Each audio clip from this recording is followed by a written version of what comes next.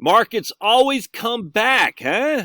This is what we're going to talk about again, because the idea that the markets always come back is just based on, I don't understand it, man.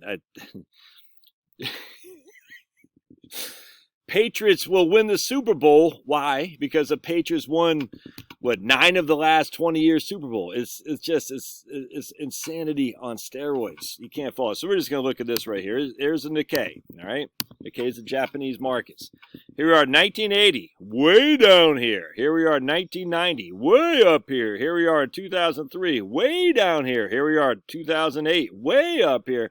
Here we are, 2009, way down here. And here we are today.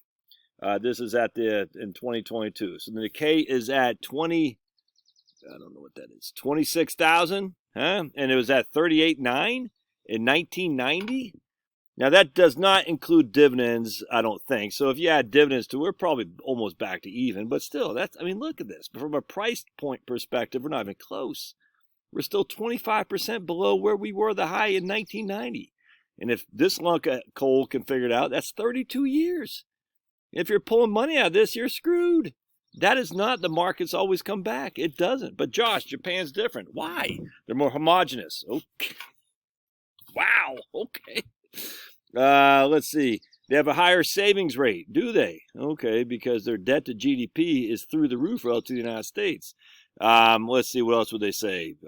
Japan is, I don't know, it's smaller, but it's one of the third largest economy, something like that. Anyway, you can't fall for this stuff. And look, does that mean that the markets, when they go down, they won't come back up? No, no one knows.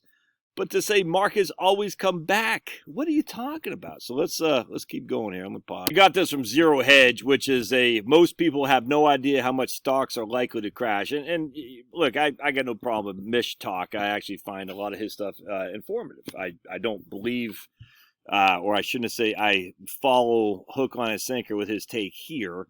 That he says he's put himself in Jeremy Grantham's territory. Well, Grantham has been wrong a lot, that's for sure. Now, Mish will say, well, Jeremy Grantham called the top of the Japanese bubble, and he called this, I said, right, understood, 100%. Broke clock and all that. So, anyway, I'm not at a Jeremy Grantham level. I still think the markets, they're going to go down 30 to 35%. That doesn't, if that's shocking to you, and you like this guy on my live stream last night said, what, do you got doomsday bunker back there? I said, why? He goes, because you're so negative. I said, how? We've had 13 years of unprecedented growth. How can you possibly not see the likelihood of that continuing on is not very high? It doesn't mean you're going to sit in a bunker. For heaven's sake, man. Jeez Louise, the blue cheese. Let me show you something. Here's the S&P 500 price points. This does not include dividends. So it's just price. And this is at the end of 2000 and whatever that is. 2000 and I'm not even sure. But you can see here. So this is logged, by the way. So if you want to see something that's pretty, so this is logarithm, and here's, I forgot what the other thing other than log is. Let's see, where are we? Right there. So you always want to look at the log, because otherwise you look at something like this right here, and that's not logged. That's just what's the opposite of log. So basically what happens is 400 to 800. 800 to 1600 is the same length percentage wise as 400 to 800. 1600 to 3200 should be the same. So if it takes an inch from 400 to 800, it should take an inch from 800 to 1600. It should take an inch from 1600 to 3200. If it's not doing that, it leads it like, oh my goodness, you made no money here, and then you just made all your money from 1987 on. That's just not true. So here is the log perspective of the S&P 500. And as you can see, 1 to 200 is the same as 2 to 400, which is the same as 4 to 800, which is the same as 8 to 1600, which is the same as 16 to 32. That's what you want historically. The percentages are what matters. The price doesn't matter. It's the percentages. So here's the price points, 1870. I mean, basically 0 to 10 is nothing according to this thing, because it's not logged, but yet 0 to 10 and 10 to 20 is well, I should say 10 to 20 and 20 to 40 is the exact same percentages. Hope that makes sense. So let's go back here.